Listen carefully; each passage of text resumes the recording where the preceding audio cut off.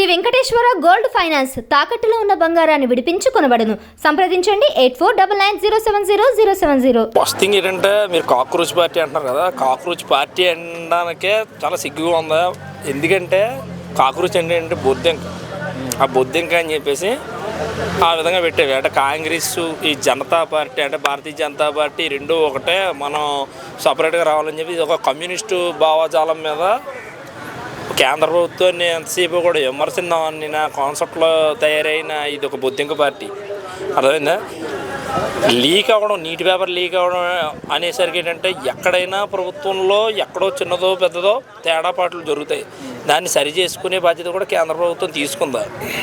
ఇప్పుడు ఈడెవడో అభిజిత్ గారు వచ్చి వీడికి మళ్ళీ ప్రకాష్ రాజు ఈ బ్యాచ్ అంతా కూడా పెయిడ్ బ్యాచ్ గళ్ళట్లు తయారయ్యారు.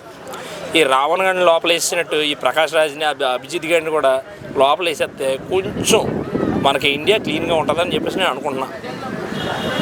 అంటే గవర్నమెంట్ స్పందించట్లేదని మేము ఇలా డెసిషన్స్ తీసుకుంటున్నాము అని చెప్పేసి అంటున్నారు కదా.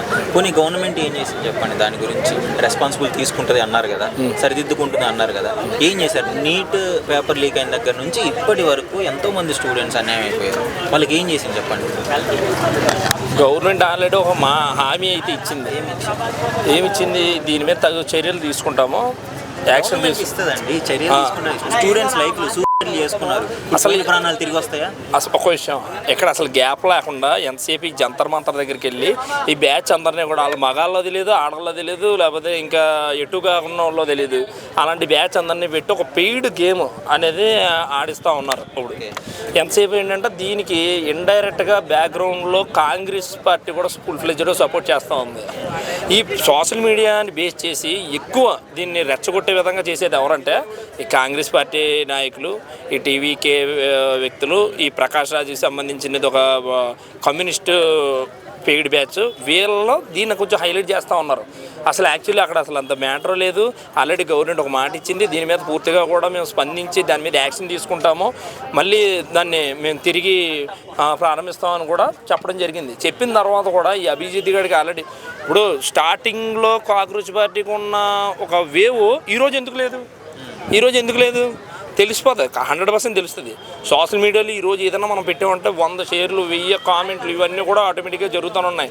దాన్ని చూసి ఈ కాక్రోచ్ పార్టీ స్టూడెంట్స్ కోసం పుట్టిందో, లేకపోతే ప్రజల కోసం పుట్టిందో, లేకపోతే పేద ప్రజల కోసం పుట్టిందని చెప్పేసి మనం ఆలోచించాల్సిన అవసరం అయితే లేదు.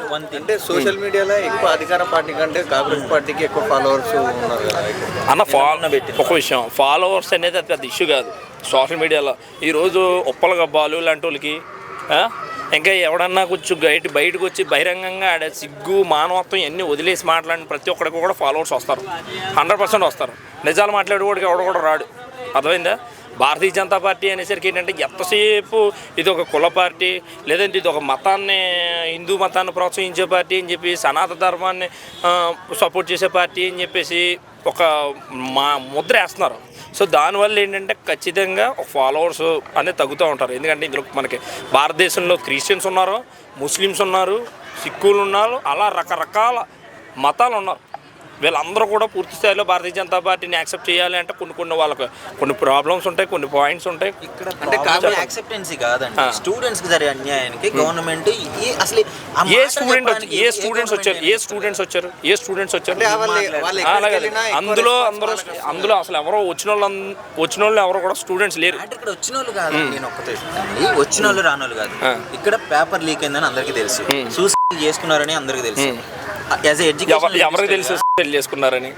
ఎవరికి తెలిసింది? సోషల్ మీడియా అంతగానో చచ్చిపోయిన వాళ్ళ శవాలు వాళ్ళ తల్లిదండ్రులు వచ్చి ఏడుస్తున్నారు మీడియాల ముందు. మీకు తెలియదు అంటే ఇంకా అది జోక్, నేనేం మాట్లాడలేను దానికి. సోషల్ మీడియాలో ఎవరో ఒకరో ఇద్దరు పొరపాటున చనిపోతే దాన్నే హైలైట్ చేసి ఇద్దరు చనిపోయిన దానికి 100 మంది చనిపోయారు, 50 మంది చనిపోయారు అని చెప్పి తప్పుడు రాతలు రాసే బ్యాచ్ ఉన్నారు. అట్లాగే దీన్ని ప్రమోట్ చేసే పెయిడ్ బ్యాచ్ పేటీఎం వాళ్ళు కూడా ఉన్నారు. ఎందుకంటే ఒకటే ఇక్కడ మెయిన్ కేంద్ర ప్రభుత్వాన్ని పడకూడదాము అన్న కాన్సెప్ట్. ఎందుకంటే ఇప్పుడు సెంట్రల్ గవర్నమెంట్ అంటే obviously BJP party Narendra Modi నాయకత్వాన్ని ఖచ్చితంగా పడకూడదామన్న ఆలోచనలో అన్ని పార్టీలు కూడా రంగంగా ఉన్నాయి. ఇక్కడ జగన్మోహన్ రెడ్డి ప్రభుత్వం ఉంది, అలాగే ఈ ప్రకాష్ రాజ్ లాంటి ఒక పీడి బ్యాచ్ గాళ్ళు, ఈ రేంజర్ల రాజేష్ ఈ బ్యాచ్ ఇలాంటి వాళ్ళందరూ చాలామంది ఉన్నారు. వీళ్ళకి ఏంటంటే ఒకటే, వీళ్ళకి మ్యాథ్ ఏమీ లేదు.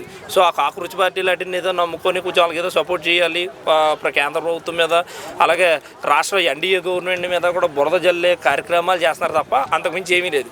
మొన్న రీసెంట్గా కూడా ఇక్కడి నుంచి బీజేపీ ప్రజాప్రతినిధులు ఆంధ్రప్రదేశ్ రాష్ట్రం నుంచి కూడా వెళ్ళారు. అసలు నిజంగా జరుగుతుందా అని చెప్పేసి అని అక్కడికి వెళ్ళి చూస్తే అక్కడ చూసింది ఏంటంటే అంతా కూడా పెయిడ్, అంతా కూడా బయట కంట్రీస్ నుంచి వచ్చిన పర్సన్స్ తప్ప ఇండియాలో పుట్టి ఇండియాలో చదువుకున్నటువంటి ఒక డిగ్రీ సర్టిఫికేట్ ఉన్నవాడు ఒకళ్ళు లేడు అందులో. అంటే ఇండియాలో వాళ్ళు ఎక్కడికి వెళ్ళినా ఎక్కువ రెస్పాన్స్ వస్తుంది కదా కాంగ్రెస్ పార్టీ వాళ్ళు వెళ్తే. కాకృతి పార్టీ వల్ల రావట్లేదన్న, భారతీయ జనతా పార్టీ వల్ల నరేంద్ర మోదీ గారి నాయకత్వం ప్రపంచవ్యాప్తంగా కూడా విస్తరించి ఉంది కాబట్టి భారతీయుడని కూడా ఏ దేశానికి వెళ్ళినా సరే ఆడికి గౌరవం ఉంది. భారతీయుడిగా నేను ఈరోజు వేరే దేశానికి వెళ్తే నరేంద్ర మోదీ వచ్చాడన్న ఫీలింగ్లో ఖచ్చితంగా వాళ్ళకు రెస్పెక్ట్ చేస్తున్నారు. ఒక జాబ్స్ విషయంలోనే కదా, ఎంప్లాయ్మెంట్ కూడా పెరిగింది, ఒక ఎడ్యుకేషన్ కూడా డెవలప్ అయింది బయట కంట్రీస్లో. ఒకప్పుడు కాంగ్రెస్ ప్రభుత్వంలో కాంగ్రెస్ కేంద్రంలో ఉన్నప్పుడు ఉన్న ఎడ్యుకేషన్ డెవలప్మెంట్ కన్నా ఈరోజు భారతీయ జనతా పార్టీ నరేంద్ర మోదీ గారు పెట్టుకున్న వీటి వల్ల ఈరోజు ఎడ్యుకేషన్ డెవలప్ అయింది, ఎంప్లాయ్మెంట్ కూడా డెవలప్ అయింది అని మనం పూర్తిగా చెప్పచ్చు. వాంగ్చుక్ గారు ఉన్నారు కదా, ఆయన వచ్చాడు కదా, సో ఆయన హంగర్ స్ట్రైక్ స్టార్ట్ చేసింది ఆయన 20 days అవుతుంది. అవును. సో ఆయన గురించి ఏం చెప్తారు? అంటే ఆయన మంచి సైంటిస్టు, సమాజానికి ఉపయోగపడే ఇన్వెన్షన్స్ ఎన్నో చేశాడు కదా, ఇప్పుడు ఆయన కూడా ఫేక్ అంటారా? ఫేక్ అని నేను చెప్పను, కానీ వీళ్ళు ఏంటంటే ఫస్ట్ థింగ్ ఏంటంటే ఇక్కడ ఎడ్యుకేషన్ దగ్గర నుంచి అంటే వీళ్ళకి మాకు ఉద్యోగాలు లేవని విధంగా, లేదంటే ఎడ్యుకేషన్ సిస్టమ్ బాగాలేదనే విధంగా, లేదా నీట్ పేపర్ లీక్ అయిందనే విధంగా, ఇక్కడ ప్రాపర్గా ఎక్కడో చైన్ పట్టుకుంటే మొత్తం డొంక అంతా కదిలినట్టు మెయిన్ వచ్చేసి నరేంద్ర మోదీని టార్గెట్ చేస్తారు వీళ్ళందరూ కూడా. ఓకేనా? వాంగ్చుక్ గారు కూడా మ్యాక్సిమం అందరూ కూడా నరేంద్ర మోదీని టార్గెట్ చేస్తారు మెయిన్. ఇక్కడ జరిగేది అదే. సో దీన్ని ఏం చేస్తున్నారంటే ఓకే ఎవరో సైంటిస్ట్ వచ్చాడు, లేకపోతే ఈ ఆర్టిస్ట్ దీనికోసం ప్రశ్నించాడు, దీని గురించి స్పందించాడు అని చెప్పేసి దీన్ని కొంచెం ఈ పెయిడ్ బ్యాచ్లు అంటే వాళ్ళు హైలైట్ చేస్తున్నారు అంతే తప్ప ఇందులో అసలు విషయం ఏమీ లేదు. అయితే ఒకటి జరిగేది ఒకటే, బయట ప్రజల వరకు వచ్చేది ఒకటే. ఇదైతే మొత్తం పూర్తిగా రాంగ్ ఆన్సరింగ్ అనేది ప్రజల్లోకి వెళ్తుంది. ఇక్కడ మెయిన్ ఏంటంటే ప్రతి ఒక్కడికి పొద్దున్న లెక్సిన దగ్గర నుంచి ప్రతి ఒక్కడికి ఫోనే చేతిలో ఉంటుంది. ఇన్స్టాగ్రాము, యూట్యూబే చూస్తూ ఉన్నారు. ప్రపంచం అంతా కూడా వాటిలోనే బతుకుతుంది. టైం తినే భోజనం చేసేటప్పుడు కూడా ఫోన్లు పట్టుకునే తిరుగుతూ ఉన్నారు. సో మొత్తానికి ఏమంటారు ఈ ఇన్సిడెంట్ మీద? ఖచ్చితంగా ఇదంతా కూడా భారతీయ జనతా పార్టీ ప్రధాని నరేంద్ర మోదీ గారి మీద బురద చల్లే ప్రయత్నం తప్ప ఇందులో వీళ్ళ గొప్పగా సాధించి బొద్దింకలు కొత్తగా సాధించేది అయితే ఏమీ లేదు.